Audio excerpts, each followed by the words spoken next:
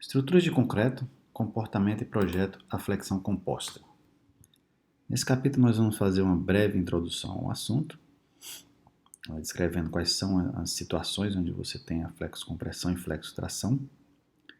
Depois nós vamos dividir o estudo em duas partes. Primeiramente, o estudo do comportamento das seções isoladas em serviço, ou seja, com as deformações em valores baixos até chegar à ruptura. Vamos apresentar mais uma vez os algoritmos para o cálculo dos esforços resistentes de uma determinada seção, baseados em sua configuração deformada. E vamos também falar das relações momento-curvatura, que aqui também na flexocompressão e flexotração retas vão ser instrumentos importantes para se conhecer o comportamento da seção transversal. Em seguida vamos falar especificamente agora com relação à norma brasileira do estado limite último na flexocompressão reta, principalmente, que é o problema mais comum. Vamos descrever os domínios de deformação para englobar os casos que não haviam sido vistos na flexão simples. Vamos falar de uma possibilidade para dimensionamento da flexocompressão, diferentemente da flexão simples. O dimensionamento da flexocompressão ele não tem muita flexibilidade na determinação das variáveis. E no final vamos falar um pouco de diagramas de interação, que são ferramentas usuais para o dimensionamento e verificação de seções a flexocompressão reta. Bem, em termos de ocorrência, a flexão composta ocorre quando você tem a atuação simultânea do esforço normal e o momento fletor, podendo esse momento fletor ser causado ou não por esse esforço normal, ou uma parcela dele ser causada pelo esforço normal e outra não. É a situação corrente, né? A situação mais comum nos reticulados pertencentes a sistemas estruturais como pórticos planos ou espaciais. No caso dos pórticos espaciais, você teria com maior frequência, por exemplo, a flexão composta oblíqua, né? Mas nos pórticos planos, você vai ter, em geral, a flexocompressão ou flexotração reta. É importante registrar aqui que sempre se pode, numa situação de flexocompressão ou flexotração reta, transformar o normal e o momento aplicado no normal com uma determinada excentricidade. Certo? Essa transformação é muito comum e a norma brasileira, por exemplo, é muito explícita em relação a isso, porque normalmente ela fala, quando você estuda os pilares, ela prefere falar em excentricidade do que em momento. Né? Você vai adicionando excentricidades para calcular o momento total. Então é sempre interessante a gente ser capaz de substituir um esforço normal em um momento fletor por um esforço normal atuando sozinho com uma determinada excentricidade.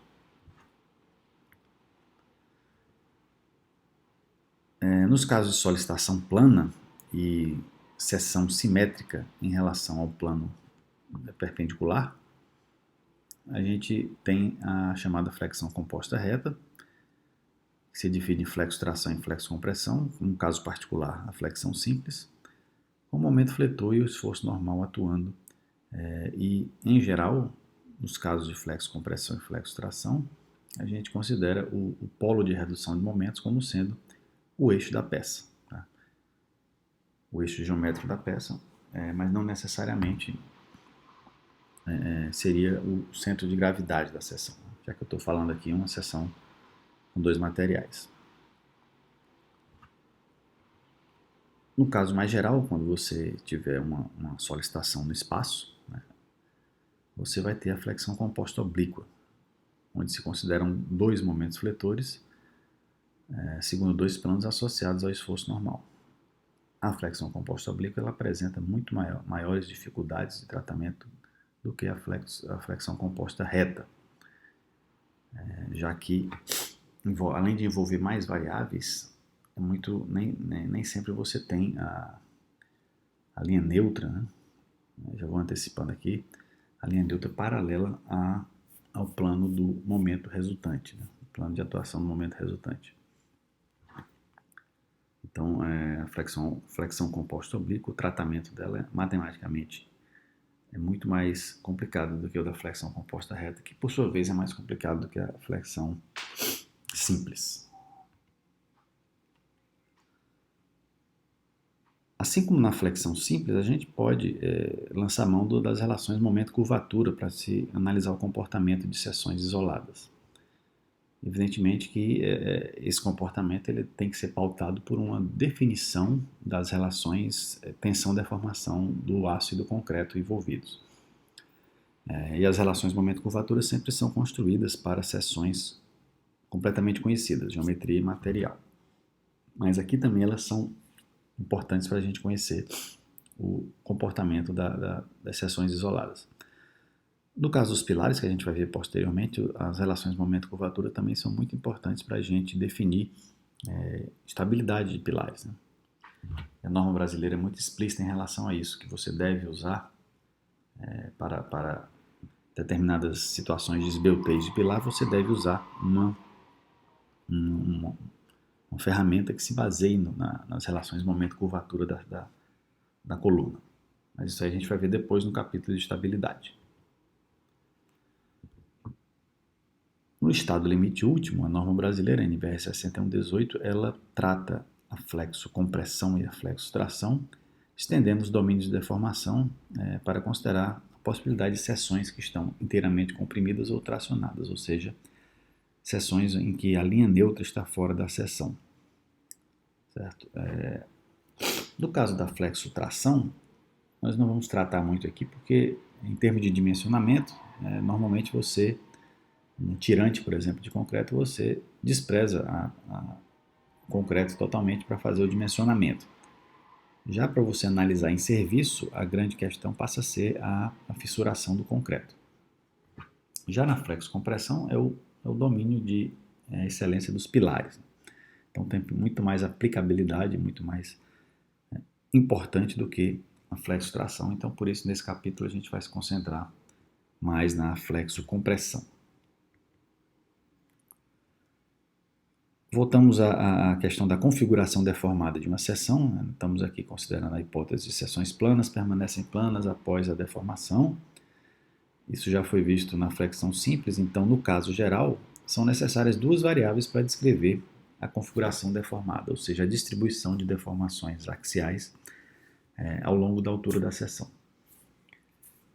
A descrição dessa configuração deformada ela pode usar qualquer combinação entre duas variáveis.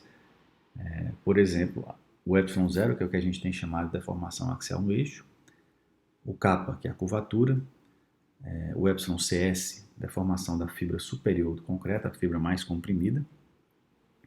Pode-se usar também x, que é a profundidade da linha neutra, ou qualquer outra variável de deformação que seja conveniente. Então, qualquer combinação entre duas dessas variáveis é suficiente para descrever a deformada de uma seção, no caso em serviço, no caso mais geral. Né? Ou, por exemplo, para se construir as relações momento-curvatura. Quais variáveis vão ser escolhidas, qual a conveniência de escolha de um par ou outro, depende dos objetivos do cálculo, depende do algoritmo que você está trabalhando e da facilidade com que você vai obter a solução com uma variável, com um par de variáveis ou com outra.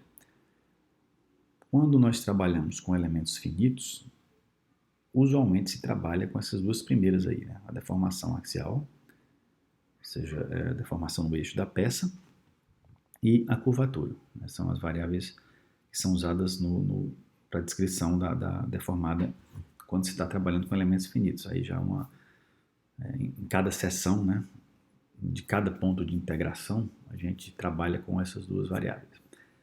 Mas em várias outras situações é mais conveniente a gente pensar, por exemplo, na linha neutra ou na deformação na fibra mais comprimida do concreto. Principalmente, por exemplo, em análises em estado limite último, né? Porque são variáveis com que a gente já está acostumado numericamente. Né? Numericamente você não está acostumado a saber ou a pensar quanto é que é a curvatura de uma seção, né? Em metro a menos 1. Mas a gente sabe que a deformação na fibra mais comprimida de concreto ela vai variar ali entre 0 e 3,5 por mil, por exemplo, que é o valor máximo que a norma brasileira permite para concretos normais. Ou então alguns valores mais altos para a deformação do concreto, se você estiver considerando aquelas relações de tensão-deformação que consideram o softening após o pico da tensão. Da mesma forma, a linha neutra muitas vezes é mais conveniente, né? Porque a linha neutra separa, né, a parte comprimida da parte tracionada e o valor que você enxerga melhor do que a deformação axial e do que a curvatura. Mas em cada tipo de algoritmo diferente pode ser escolhido um par de variáveis diferentes, dependendo da facilidade, né, de convergência da solução do problema. Bom, continuando aqui a falar do comportamento em serviço, né, a gente pode identificar 3 problemas clássicos. O primeiro deles já é bastante conhecido nosso desde a flexão simples. A gente já mostrou essa formulação lá na flexão simples de forma geral, que é justamente o cálculo dos esforços resistentes para uma seção de geometria e materiais conhecidos e uma configuração deformada fixa. Essa operação simplesmente é a integração analítico-numérica das relações constitutivas, né, do concreto e do aço. Aqui está errado aqui, né? Constitutivas. São as relações dos materiais. A parcela do concreto normalmente envolve uma integral, certo? Essa integral ela pode ser avaliada numericamente ou analiticamente. Existem vários algoritmos para fazer essa integração analítica ou numérica. Inclusive a gente vai fazer um estudo sobre esses algoritmos aí. Eu vou passar uma bibliografia em breve para a gente fazer um apanhado desses métodos, né? Estou me referindo aí à parcela do concreto, né? Como fazer essa integral.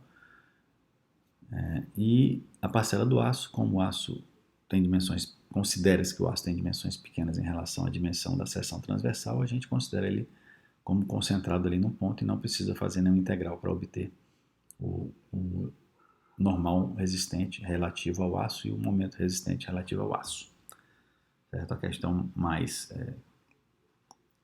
tem um maior envolvimento aí, tem maior dificuldade a avaliação dessas integrais na região comprimida de concreto. Principalmente na flexão composta oblíqua, que nós não estamos tratando ainda, né? Mas na flexão composta oblíqua, a área que você vai integrar, ela pode ser uma área de geometria complexa, né? Então pode ter uma dificuldade muito grande para fazer essa integral aí analiticamente. Mas esse procedimento, a gente já viu na flexão simples, é o mesmo, né? Lá nós mostramos a utilização do método das fibras, né? Que consiste em fazer essa integração dividindo a seção em fatias, na verdade, né? O método das fibras normalmente é a flexão composta oblíqua, o método das fatias é normalmente a flexão composta reta. O segundo algoritmo, o segundo problema básico, é o cálculo do momento fletor para uma dada curvatura, considerando um valor fixo de esforço normal. Considerando 2 variáveis aí para descrever a deformação, eu resolver esse problema, a outra variável de deformação, por exemplo, a deformação no eixo, a outra variável, ela também aparece na solução desse problema. Essa operação é a operação central na avaliação de relações momento-curvatura.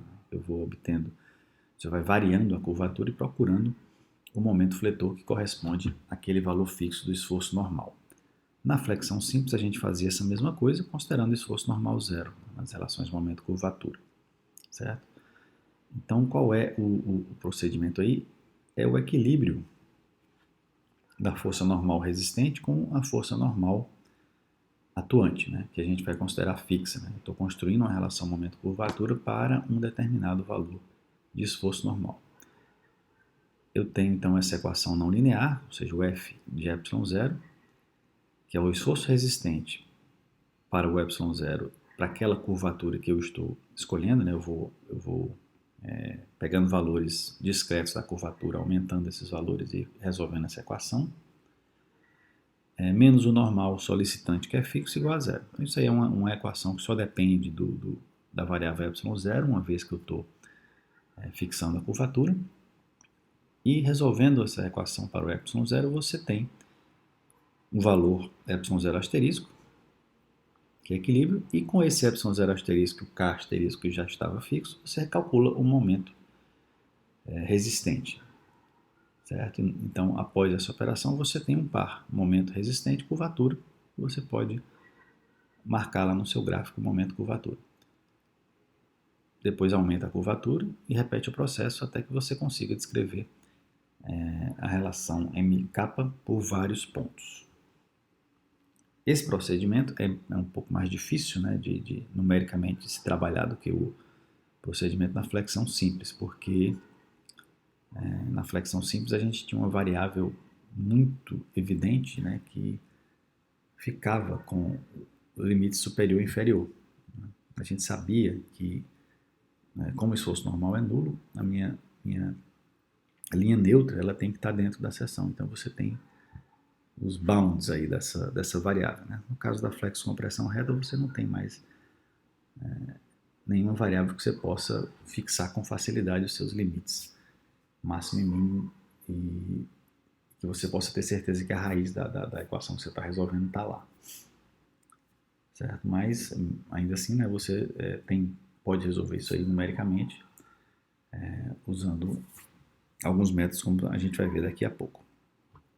O terceiro algoritmo o terceiro problema, né, é você calcular a configuração deformada, por exemplo,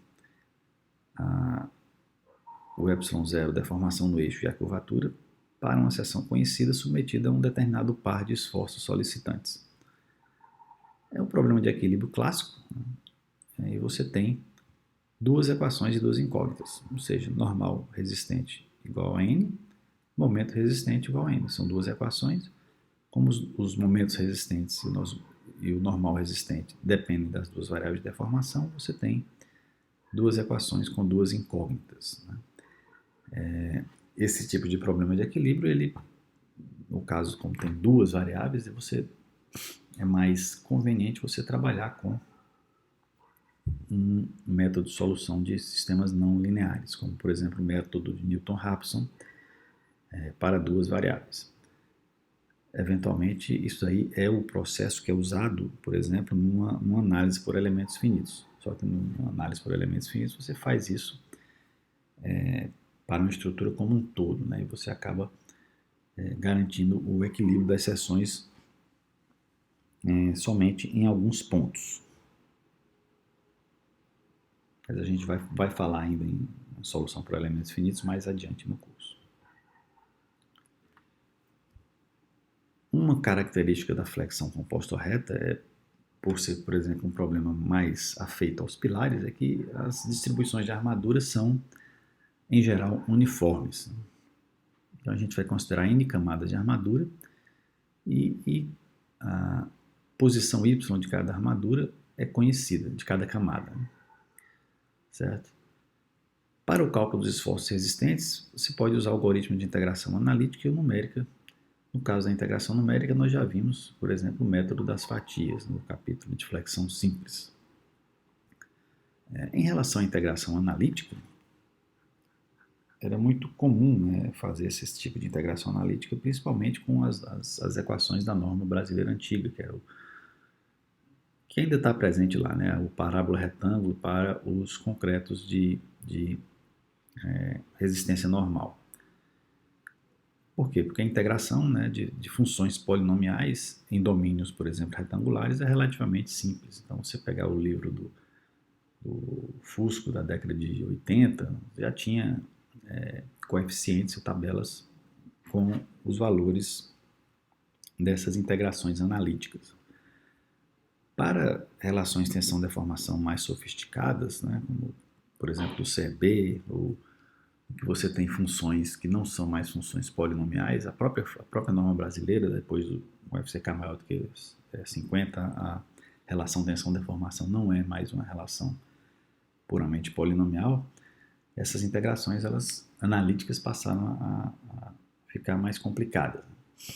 Mas ainda assim a gente ainda vê muitos artigos, muitos trabalhos sendo publicados, tentando desenvolver algoritmos para resolver essas integrações e resolver esses problemas básicos que a gente mostrou aí anteriormente, principalmente na flexão composta oblíqua, que oferece dificuldades muito maiores.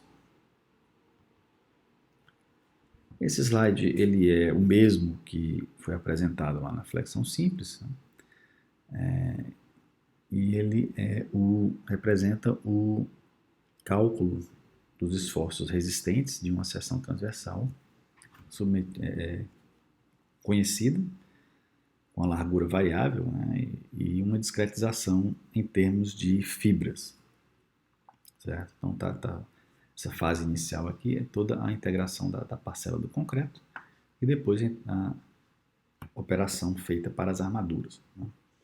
Esse algoritmo mesmo que está lá no capítulo de flexão simples, não tem diferença nenhuma. É só para a gente relembrar aqui como é que faz esse cálculo dos esforços, né, na flexocompressão. Então, esse aqui é o primeiro, né, é o primeiro problema, né, obter os esforços a partir da configuração deformada conhecida. Então, e de uma seção conhecida com materiais com suas relações constitutivas conhecidas. Esse é o primeiro problema, está aí. A resolução dele da forma numérica. O segundo problema é a descrição das relações momento-curvatura. Essa operação, da mesma forma que na flexão simples, ela tem que ser feita através de pontos. Para que com uma geometria, armadura e materiais conhecidos e um valor fixo do esforço normal. Na figura da direita, do lado direito tem uma figura que tirei do livro do Hausecombe, representa a relação momento-curvatura na flexão simples, ali com o normal igual a zero. Depois, duas relações momento-curvatura para um esforço normal de menos 1 meganewton, 1000 kilonewtons, e para um esforço normal de 2000 kilonewtons. Observa-se claramente o quê? Que você tem, né, na flexão simples, você tem um trecho, né, crescente, e depois você tem um patamar bem longo, né, de esforço normal, momento fletor constante para curvatura aumentando. Isso aí indica que na flexão simples você tem uma grande dutilidade da seção, você é capaz de absorver grandes deformações mesmo após atingir o pico do momento fletor. Certo? Essa seção, se eu não me engano, é uma seção de 20 por 40 retangular, com, eu acho que 8 centímetros quadrados em cada, na face superior e na face inferior, né? Uma seção simétrica. Depois a gente pode conferir isso, mas eu estou mais interessado aqui em discutir qualitativamente do que os números reais, né? Mas observa-se, né, um patamar onde eu tenho, na presença do esforço normal, você tem uma ductilidade bem menor. No caso do algoritmo de solução, você não tem mais a garantia de que a linha neutra permaneça dentro da seção. Então, a utilização da linha neutra como parâmetro para obter pontos dessas curvas, muitas vezes não pode ser a atitude mais indicada, né, de obter os pontos desse algoritmo aí considerando a linha neutra como uma variável a ser buscada.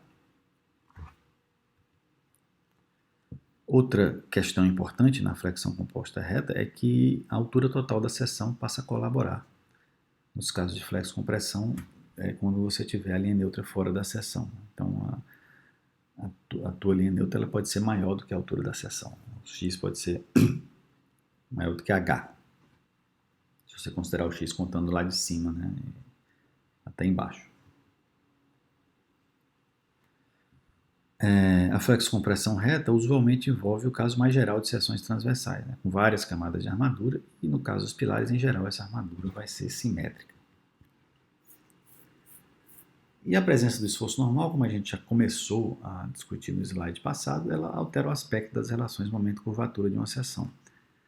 Altera também a sua capacidade última, né, o seu momento último, e também a ductilidade da nossa seção. Então aqui nós temos nessa figura, né, na flexão simples você tem uma boa ductilidade e um momento de pico da ordem de 200 kN. Quando você aplica a carga normal de 1000 kN, você vê que o momento último ele aumenta bastante para a ordem aí de 300, 320 kN, mas em compensação o pico, né? A distância em que o pico dessa relação se mantém constante, ela é pequena, você tem uma baixa ductilidade, mas você tem realmente um grande aumento do momento resistente da seção. Se você aumentar mais ainda esse esforço normal, eu não sei exatamente em que valor, você vai aumentando o esforço normal, ele começa, essas curvas que já subiram, né, com a aplicação do esforço normal, elas começam a descer. Então você começa a perder e ter momentos de pico menores quando você vai aumentando cada vez mais o esforço normal.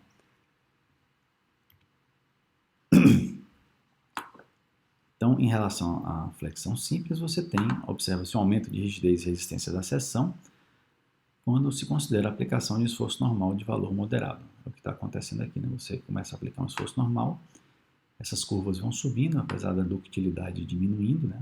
Esse pico vai ficando cada vez mais alto. A partir de um determinado ponto, essas curvas começam a descer e, eventualmente, né, quando você chega a valores cada vez mais próximos do limite de resistência à compressão simples da sua seção, você tem uma queda significativa na resistência e na ductilidade da seção.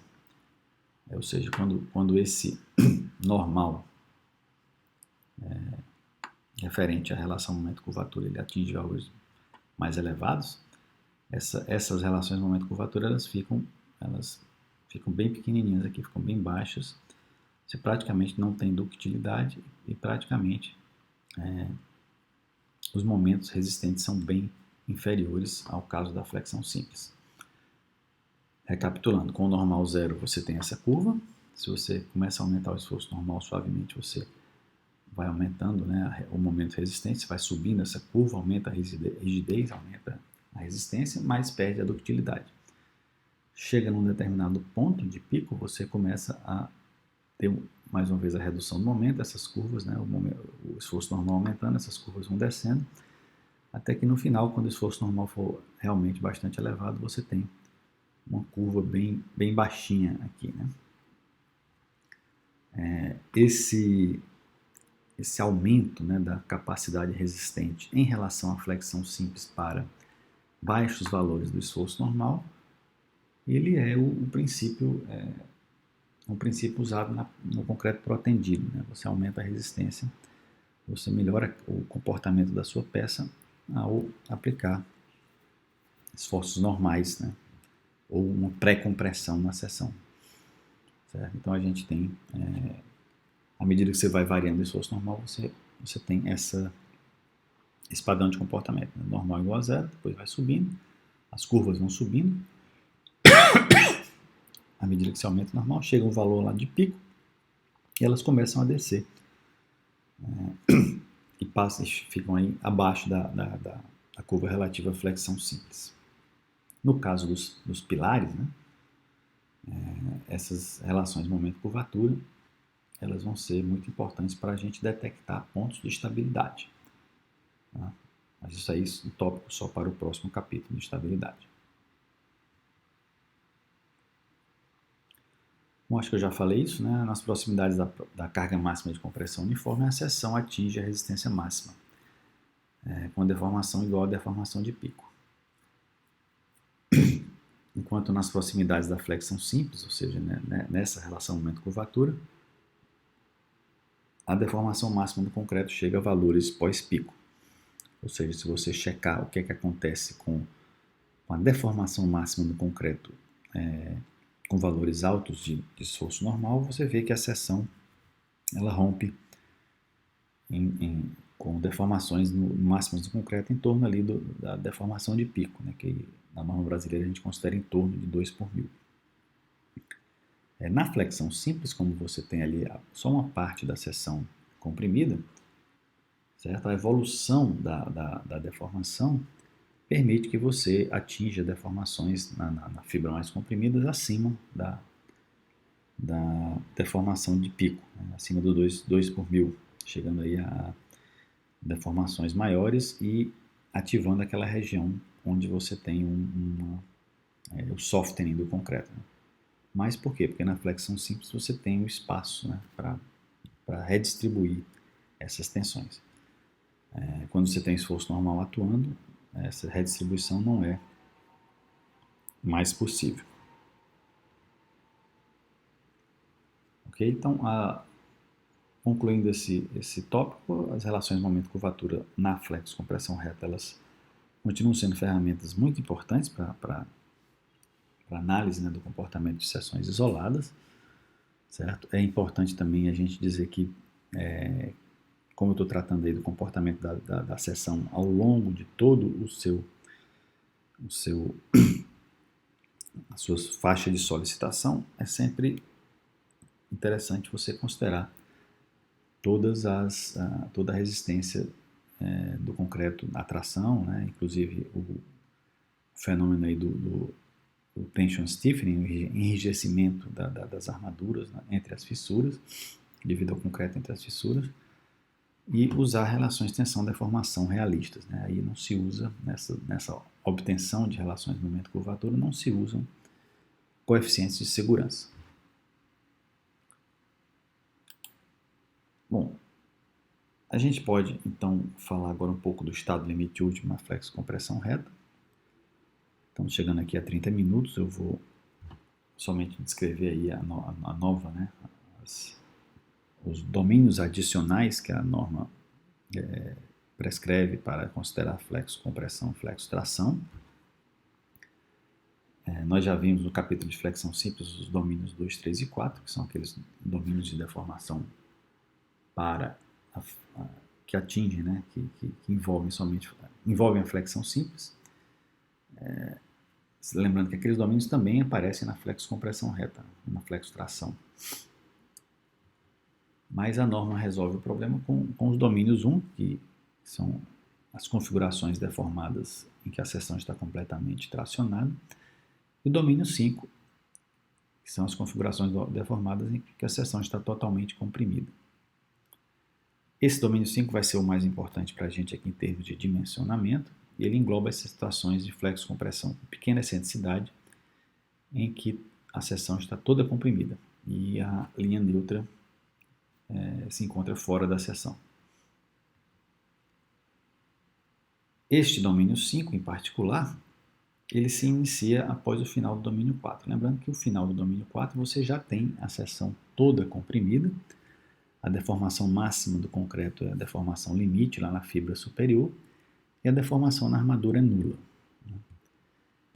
Só que o domínio 5 considera toda a seção comprimida, certo? Então existe um pequeno trecho, que normalmente é denominado aí domínio 4A, esse trecho bem pequeno, né, mas ele existe entre o final do domínio 4 e o início do domínio 5, simplesmente para que você não tenha aí uma descontinuidade na evolução da linha neutra. Né? Mas é uma faixa pequena que, com uma variação pequena da linha neutra entre esses dois pontos, a gente vai ver já na figura dos domínios. E a norma brasileira, né, em particular, ela descreve o domínio como começando no final do domínio 4 e terminando no final, caracterizando-se pela deformação uniforme na seção transversal, ou seja, a seção inteiramente comprimida com um valor constante de deformação. Esse valor constante de deformação ele é adotado como sendo igual ao valor de pico da relação tensão-deformação, aquilo que a gente chamou de εc2, que é em torno de 2, quer dizer, é 2 por mil para os concretos usuais na norma brasileira e variável em função do FCK para os concretos de maior resistência. Certo? Então, o final desse domínio, que é a seção totalmente comprimida de maneira uniforme, considera a deformação igual à deformação de pico, deformação correspondente à tensão de pico. E o domínio 5, ele foi construído, né, isso é convencional, ele foi elaborado pensando-se numa uma variação suave da linha neutra entre o final do domínio 4 e o final do domínio 5. Quando você tem inflexão simples, é possível que uma redistribuição de tensões leve a situações em que você chega à deformação limite εCu, ou seja, a deformação que chega após o pico no concreto. Na compressão pura não existe essa possibilidade de redistribuição de tensões, então a gente já considera que ao atingir a seção atingir a deformação de pico, você já está aí na região, na situação de colapso. Né? Lembrando que o estado limite último sempre é uma situação referente ao colapso. Então, a gente tem essa situação nós estamos visualizando com os dois domínios adicionais da norma brasileira. Os domínios 2, 3 e 4 são aqueles que a gente já tinha discutido anteriormente na flexão simples. No domínio 2 você tem o aço atingindo o seu limite, o concreto aqui entre 0 e o seu valor máximo. No domínio 3 você tem o concreto no seu limite e uma variação na deformação máxima no aço tracionado entre o seu valor limite convencional e o seu valor de início de escoamento. Então a gente na flexão simples usualmente vai estar em um desses dois domínios. Depois você tem o domínio 4, onde eu tenho o concreto no seu limite e a deformação máxima de tração no aço inferior à deformação de escoamento. O aço mais tracionado, ele sequer chegou a escoar. Esse domínio, na flexão simples, procuramos evitar ele a qualquer custo, mas na flexo-compressão, ele eventualmente vai aparecer. Não tem problema nenhum. Né? Nós já vimos que na flexo-compressão você não pode contar com a ductilidade da seção. Certo? E por isso que não se usa cálculo plástico, por exemplo, para peças submetidas à compressão, né? com problema de estabilidade e tudo. O cálculo plástico usualmente é considerado quando você tem peças submetidas à flexão. Tá? E então esse aqui, o domínio 4, ele termina quando você tem a deformação máxima do concreto lá na fibra superior e uma deformação zero na camada de armadura mais distante da fibra mais comprimida. Certo? O domínio 5 é o domínio da seção totalmente comprimida, então ele começa o domínio 5 quando tem a deformação máxima do concreto lá em cima, e aqui na fibra de concreto mais inferior ou menos comprimida, eu tenho a deformação igual a zero. O domínio termina quando tiver todo mundo com a compressão uniforme. Então, a variação suave de linha neutra, e a gente vai ver já uma figura para descrever isso, ela é obtida a partir do giro, né, das configurações deformadas em torno desse ponto, certo? Que forma esse triângulo aqui. Então, qualquer configuração deformada no domínio 5 vai passar por esse ponto que nós vamos identificar daqui a pouco.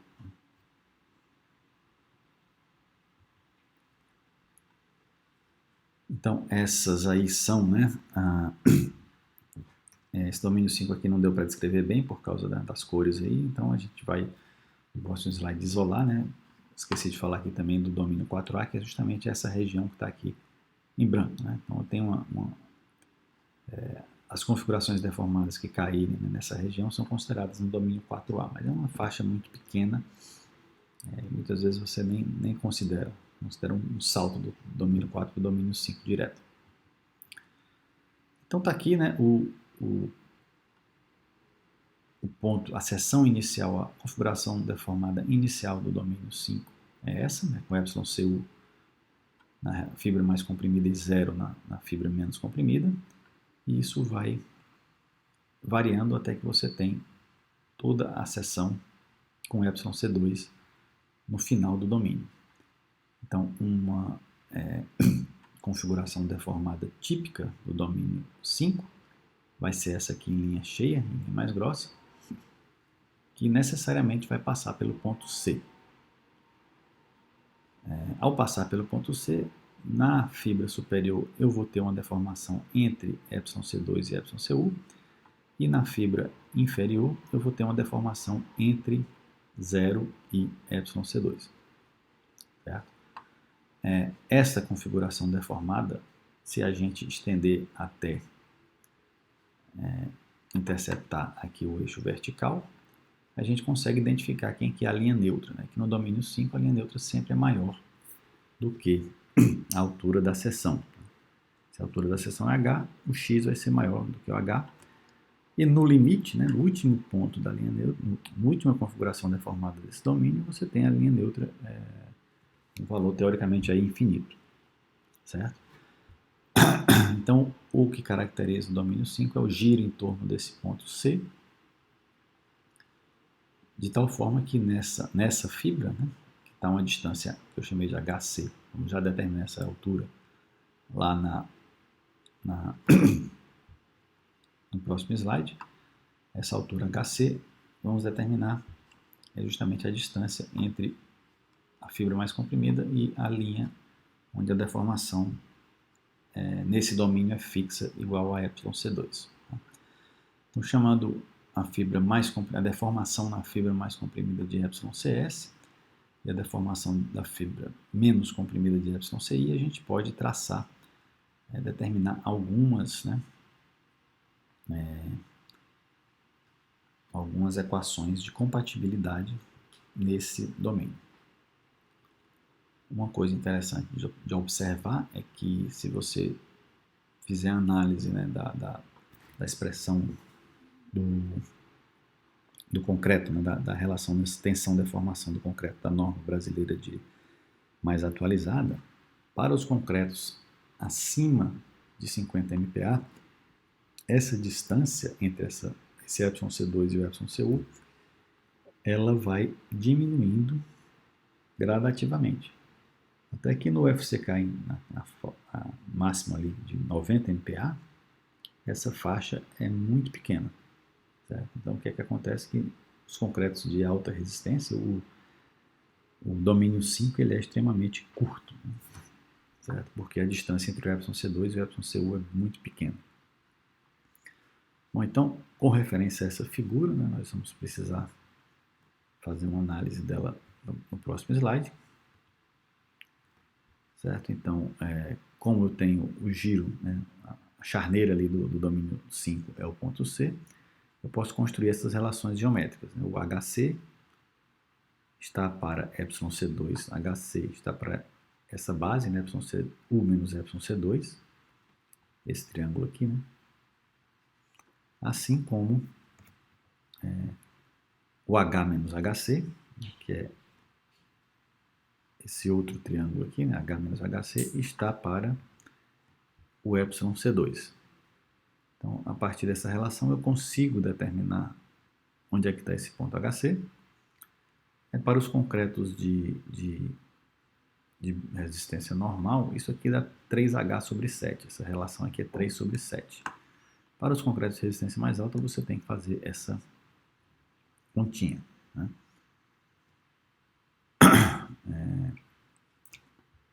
No caso dos concretos de resistência mais alta, né, você vê que o εc2 e o εcu são muito próximos. Então vai acabar dando isso aqui praticamente muito próximo lá muito pequeno, um valor muito pequeno. Em relação às variáveis de deformação, né, eu estou aqui agora com esse triângulo maior, eu tenho que o εc2, né, está para esse pedaço aqui, que é x menos HC, assim como a deformação na fibra superior está para x, assim como a deformação na fibra inferior está para x menos h. Então, são essas três relações, são essas três primeiras relações que estão na equação aí. Claro que eu vou precisar, eventualmente, calcular a deformação das armaduras também. Né? Então, digamos, se eu tiver uma armadura a uma distância di, contando aqui de cima para baixo, uma camada de armadura di, uma camada I de armadura a uma altura di, porque eu posso ter várias, né, D1, D2, D3, até D, quando eu estiver, certo? A deformação desta camada, ela vai estar, eu posso incluir nessa semelhança de triângulos, vai dizer que o YSI está para x menos o YSI, supondo o YSI seria a profundidade da camada contando a partir lá de cima. Esse Y então é um pouco diferente da nossa convenção, mas tudo bem, né? Estou contando a partir lá de cima essa distância. Portanto, né, a gente tem que as deformações superior e inferior e a deformação de uma camada genérica de armadura, assim como na flexão simples, elas podem ser achadas desde que você esteja no estado limite último em função exclusivamente da linha neutra. Então, ao adotar domínios, o que a norma faz é estabelecer uma restrição no campo de deformações daquela seção, de tal forma que você não precisa mais de duas variáveis para descrever a deformação no estado limite último, basta uma variável. E essa variável pode ser a linha neutra. Para descrever os domínios, a variável mais conveniente é a linha neutra.